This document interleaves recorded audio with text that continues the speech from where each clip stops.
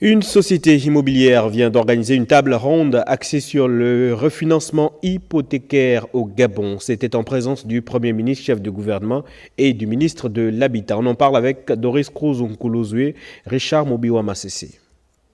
Aux côtés du Premier ministre, chef du gouvernement Raymond Dongsima, le ministre de l'Habitat Ludovic Menyendo suit avec grand intérêt les exposés des panélistes venus nombreux à cette table ronde sur le refinancement hypothécaire au Gabon.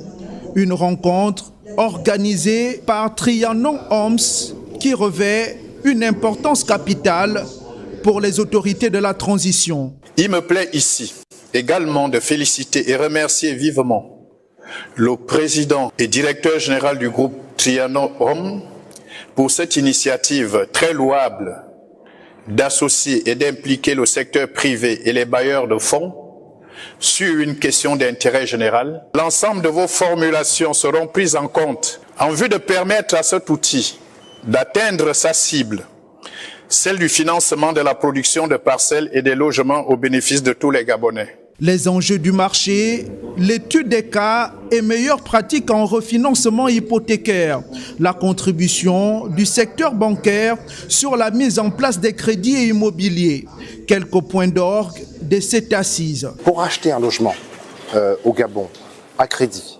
sur 7 ans de 50 millions, il vous faut gagner 3 millions. Vous voyez bien que ça sort énormément de gens du système d'acquisition immobilière. Si maintenant vous prenez ce même bien à 50 millions, mais que vous rallongez la durée des prêts à 20 ans et que vous baissez légèrement le taux, vous passez à 500 000. Ça veut dire qu'un couple, 2 personnes qui travaillent, peuvent mettre 250 000 chacun et devenir propriétaire. C'est ça le sujet du refinancement hypothécaire. Voilà une conférence qui aura permis de tirer la moelle, qui ouvre les portes du logement aux Gabonais de toutes couches sociales confondues. Elle se poursuit. En Ogooué-Maritime, le ministre de la Santé a lancé l'appui centralisé des agences du système des Nations Unies, une stratégie qui vise l'opérationnalisation des départements sanitaires du pays. Ginette Jansia Mogula Massala, chez Limanéa Reportage. C'est en présence du gouverneur, des délégués spéciaux et des représentants résidents des organismes du système des Nations Unies que le ministre de la Santé a lancé la stratégie d'appui décentralisé des agences onusiennes pour l'opérationnalisation des départements sanitaires et le renforcement des soins de santé primaire. Nous tenons à exprimer notre profonde gratitude au ministre de la Santé, le professeur Adrien Mongoubou, pour ses efforts inlassables et sa résilience face aux défis complexes du système de santé. Le système des Nations Unies justifie son appui au Gabon par les performances de son système de santé. En renforçant les soins de santé primaires et en intégrant pleinement les communautés dans ce processus, le Gabon pourra améliorer ses indicateurs de santé publique tout en garantissant un accès équitable et durable aux soins pour tous. 14 départements sanitaires impliquant les 9 provinces bénéficient de cet appui pour que chaque citoyen partout accède aux soins de santé de qualité, tels que décidés par le chef de l'État, le général de brigade, Brice Clotaire Oligingema. Avec l'opérationnalisation des départements sanitaires, nous passons d'un modèle centralisé à celui décentralisé, de proximité et centré sur les besoins réels des populations, avec des ressources directement mises à disposition des départements. L'installation des membres de l'équipe cadre de santé a précédé le geste symbolique de remise des médicaments destinés au dispensaire du département de Benjé. L'acteur membre de la Commission des affaires économiques ont auditionné ce matin le ministre du Commerce sur le projet de loi portant réglementation des activités commerciales en République gabonaise. Compte rendu Gervais Fabrice Odjouga, Félix Modibangoy.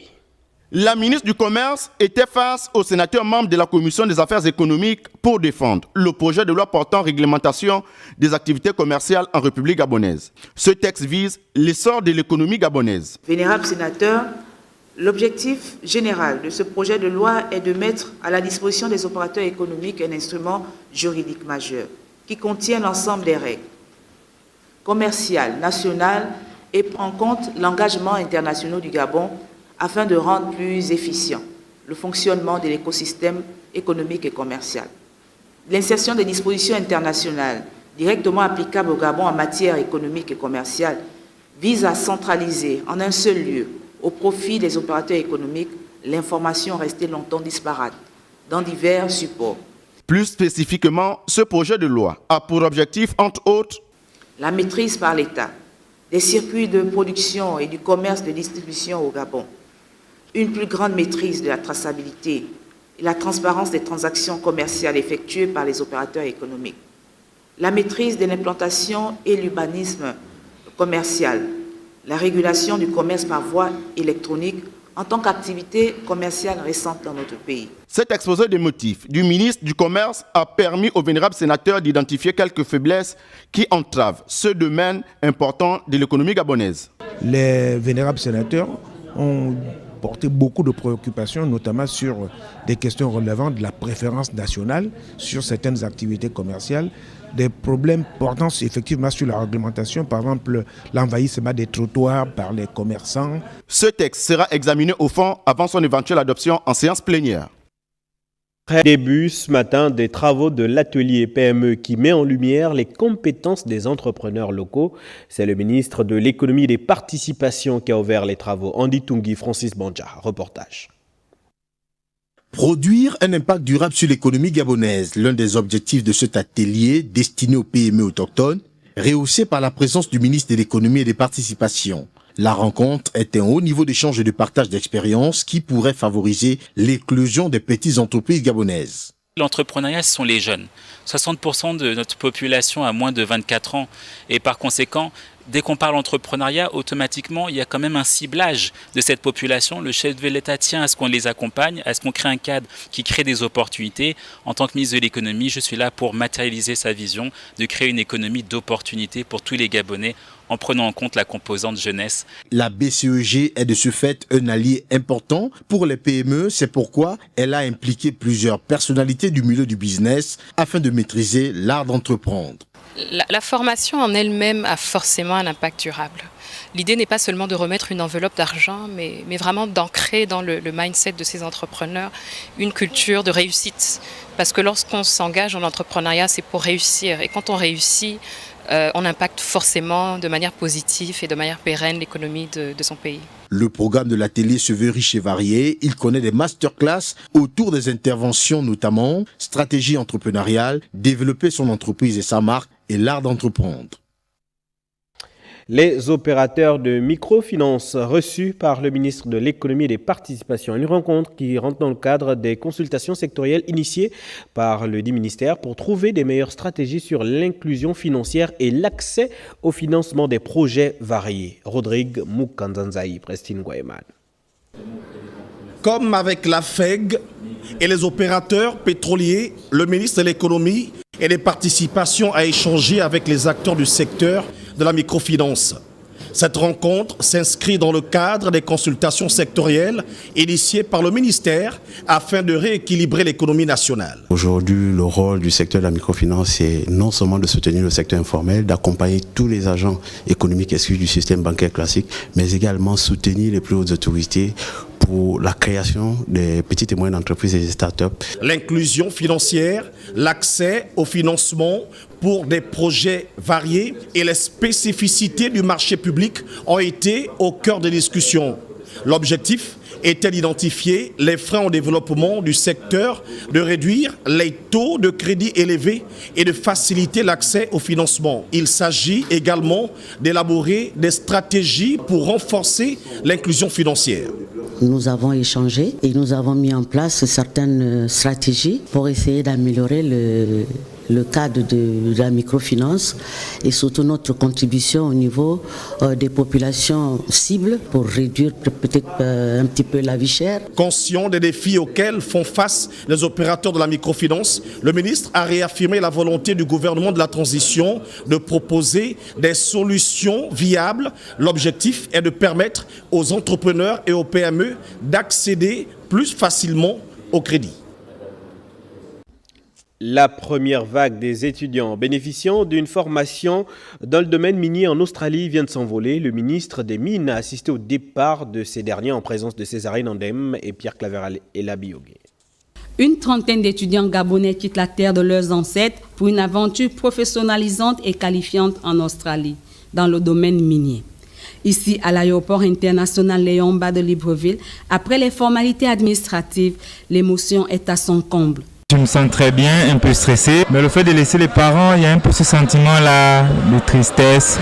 Mais en même temps, je suis enthousiasmé par le programme. C'est une belle aventure on va prendre part. Je suis un peu stressé, c'est pas facile, mais après tout, c'est nécessaire. Ce programme de formation s'inscrit dans la stratégie nationale de diversification économique et de création d'emplois. Une aubaine pour ses apprenants, mais aussi pour leurs familles. L'émotion, les pleurs, la joie au cœur. Bon, on n'a jamais vu ça. Vraiment, c'est pour une première fois que ça arrive chez nous dans notre province. Vraiment, merci beaucoup. Sentiment de joie. Parce que envoyer un nombre important à l'étranger, vraiment, il faut féliciter le chef de l'État. Il a pris son engagement depuis Vadi. Chez moi. Aujourd'hui, il a réalisé. Très heureux de savoir que l'État gabonais puisse encore permettre aux jeunes étudiants de pouvoir être insérés professionnellement. Donc c'est vraiment un sentiment de satisfaction et chapeau pour l'organisation de ce départ. Avec l'entrée en exploitation de nouvelles mines, former des jeunes dans ce secteur stratégique résonne comme une exigence pour garantir une exploitation durable et compétitive des ressources naturelles. Les étudiants de l'Institut national de jeunesse et des sports en mouvement d'humeur depuis lundi, occasion pour le ministre en charge des sports, Patrick Barbera-Isaac, d'inviter au dialogue ce matin les étudiants, l'administration et les partenaires sociaux pour des solutions concrètes et la reprise des cours. Charles Ogoula, Eric Kassa. L'écoute et le dialogue, principale valeur d'action de Patrick Barbera-Isaac, viennent de désactiver la crise à l'Institut national de la jeunesse et des sports. De la discussion entre toutes les parties, la lumière a jailli. Les choses bougent considérablement et en notre faveur. Nous avons foi à la volonté du ministère de tutelle à trouver les pistes de solutions et le plus rapidement possible. On a évoqué entre autres la vestité des infrastructures, du restaurant universitaire, le problème de l'internat qui n'est pas opérationnel, notre centre sanitaire qui a un manque criard de médicaments, ces points qui ont trouvé plus ou moins quelques pistes de solutions. Lorsqu'il y a un mouvement de grève, si les négociations sont entamées, il y a moyen de surseoir, sinon de verser de l'eau dans le vin. Les partenaires sociaux approuvent la stratégie de la tutelle. Suite au mouvement d'humeur enclenché au niveau de l'Institut national de la jeunesse et des sports, la plus haute autorité du département a décidé de rencontrer le collectif des étudiants, y compris le président de la mutuelle et les partenaires que nous y sommes. Syndicalement, dès qu'une discussion est ouverte, ça veut dire que le mouvement devrait être suspendu et c'est ce que monsieur le ministre vient de faire, c'est-à-dire appeler les jeunes qui ont causé le mouvement d'humeur et à cela, ils vont suspendre le mouvement. Prochain rendez-vous pour la suite des négociations ce mardi 18 mars 2025. Ils sont en formation depuis ce matin, les enseignants. Grâce à l'appui de l'Organisation internationale de la francophonie, l'atelier a été ouvert par le ministre d'État, ministre de l'Éducation nationale. Quels sont les enjeux? Nathalie Abouyanoke et Jean-Gérard Miyindou nous répondent. Selon une récente étude menée par l'OIF, l'intégration des langues maternelles dans le primaire améliore significativement les résultats scolaires chez l'apprenant. Ce programme qui met l'accent sur la formation continue des enseignants et l'intégration des langues nationales dans l'éducation s'inscrit pleinement dans des objectifs de développement du secteur éducatif gabonais et dans l'agenda 2030. L'introduction des langues locales dans le système éducatif reste un défi que le Gabon doit relever. La qualité de l'éducation de base au Gabon, conformément aux objectifs du développement durable des Nations Unies, en particulier l'ODD 4, qui vise à assurer une éducation inclusive et équitable pour toutes et pour tous d'ici 2030. Cet objectif est particulièrement important dans les pays comme le Gabon, où l'accès à l'éducation est considérablement amélioré. L'initiative émane des autorités de la transition qui placent l'éducation au cœur des priorités du développement. L'éducation est la pierre angulaire du développement d'une nation. En tant que ministre d'État de l'Éducation nationale et de l'Instruction civique, je mesure chaque jour l'ampleur, mais mieux, la pertinence des attentes de la population gabonaise dans son entièreté et la nécessité d'une transformation du système d'enseignement. La rencontre de 72 heures vise comme objectif le renforcement des compétences des professionnels enseignants, surtout ceux des zones rurales. Le développement d'un enseignement biplurilingue qui va promouvoir les langues nationales. Début de la 3e réunion du comité de pilotage de Gabon Digital organisé par le ministère de l'économie numérique et des nouvelles technologies de l'information. Fernand Zanvé, Cédric Carissessou. À ce COPIL 3, il est question de restituer de nouveaux éléments liés au volet applicatif du déploiement du système d'information de santé ISIS dans les 8 sites pilotes. Il s'agit de faire le point sur l'avancement prototype. La solution implémentée dans les centres de santé ainsi que les hôpitaux universitaires, cette solution technologique est opérationnelle et fonctionnelle. Nous allons continuer à l'implémenter dans les autres centres de santé.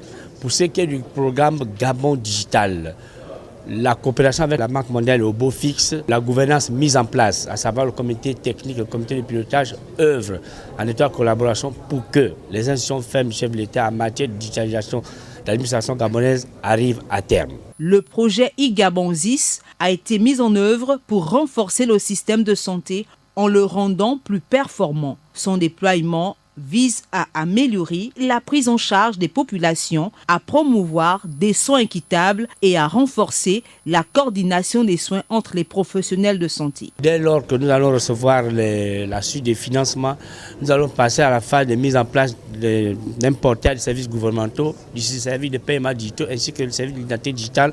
Parce que lors de l'implémentation de la production de la carte nationale d'identité électronique, il est prévu que cette carte nationale d'identité électronique ait des services embarqués. In fine, ce 3e COPIL avait pour but de conduire la gouvernance opérationnelle en pilotage, organiser des projets du programme Gabon Digital lancé le 5 novembre 2024. Restons au stade de l'amitié. Rita Abogondon et Cédric Zendon nous font découvrir ce soir des entreprises spécialisées dans le domaine minier. Certaines entreprises présentes aux Assises nationales sur l'emploi disent être disposées à aider les chômeurs dans leur quête, notamment celles exerçant dans le domaine des mines, dont l'objectif est d'emmener les postulants à se réinventer en fonction des besoins du marché. Ce qu'on propose aux jeunes, c'est déjà on les accueille, on demande ce qu'ils ont fait comme études. Par exemple, un juriste peut penser à se reconvertir en ressources humaines, parce que dans les ressources humaines, il y a les contrats. Et dans les contrats, il arrive qu'il y ait des coquilles. Donc avoir un juriste dans le service ressources humaines fera qu'au moins on ait une personne calée en droit qui soit capable de nous dire si les contrats vont bien ou pas. Nous avons un panel de métiers, de corps de métiers dans le sein d'Alpha Centauro Mining, des géologues miniers, ingénieurs de route, des topographes, des ingénieurs mécaniques. Donc c'est un panel de métiers pour lequel Alpha Centauro Mining est en recherche continue de nouvelles ressources. Et donc c'est pour ça que nous avons pris part à ces assises nationales afin de s'ouvrir. Le secteur minier au Gabon, véritable niche d'emploi. Le patron de ce département ministériel invite d'ailleurs le plus grand nombre à s'y intéresser. Chaque route qui est construite au Gabon est construite grâce à des produits qui viennent des mines. Chaque bâtiment, chaque édifice vient directement des mines. Et même quand on commence à toucher certains secteurs, tels la culture, la pierre de Mbigou est une mine. Nous avons besoin d'experts en intelligence artificielle, d'experts en big data et en machine learning, d'experts en données. Voyons déjà comment développer nos tissus économiques locaux. Et ça signifie leur proposer des prestations, leur mettre à disposition des moyens et faciliter nos processus. Si certains hésitaient encore, voici une occasion pour mettre toutes les chances de son côté. Les Assises nationales sur l'emploi offrent une tribune où chacun peut aisément s'imprégner des conditions à remplir pour être en phase avec les réalités du terrain. Parlons là aussi de la première session ordinaire de l'année 2025 du Conseil national de la démocratie qui a démarré ce matin à l'immeuble Arambo sur le boulevard Triomphal. C'est le ministre de l'Intérieur qui a représenté le Premier ministre empêché. Voyons cela avec Blandine Laure Nyambo Indassi, Jean-Pierre Moussouami des Timbouis. Représentant le Premier ministre empêché, Herman Imongo, le ministre de l'Intérieur, a été accueilli par le président du CND, Maître Séraphin Dao Rembogo. Les travaux porteront sur plusieurs points, notamment sur le code de bonne conduite et sur le code électoral. Il nous revient, je crois, de réfléchir sur le contexte préélectoral marquant que nous vivons actuellement, puis d'apporter notre contribution à l'impérieuse nécessité d'organiser cette année des élections paisibles, sereines et crédibles. De 53 partis en 2015, le Conseil national de la démocratie enregistre désormais 106 partis politiques. S'agissant des financements des partis politiques, Maître Ndao Rembogo a dit ceci. Financer les partis politiques serait légal.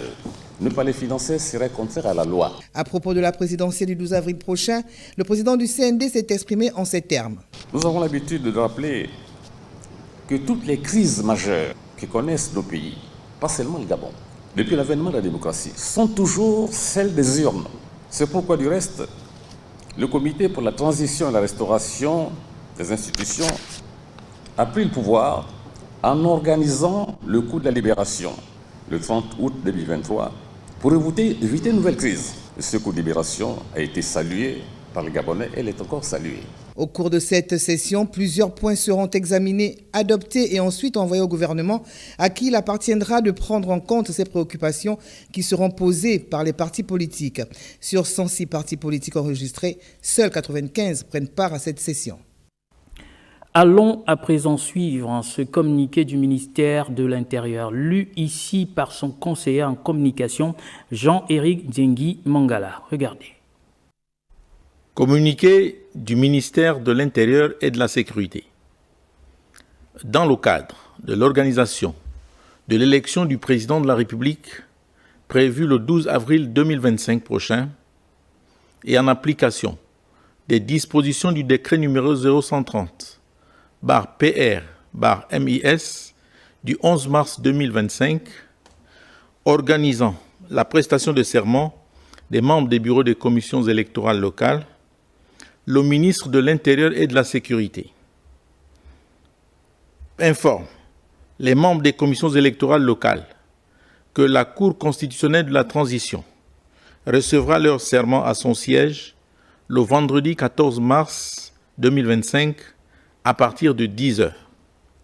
À cet effet, les présidents et l'ensemble des membres des bureaux de commission sont priés d'être au Palais de la Constitution à 9h30 au plus tard.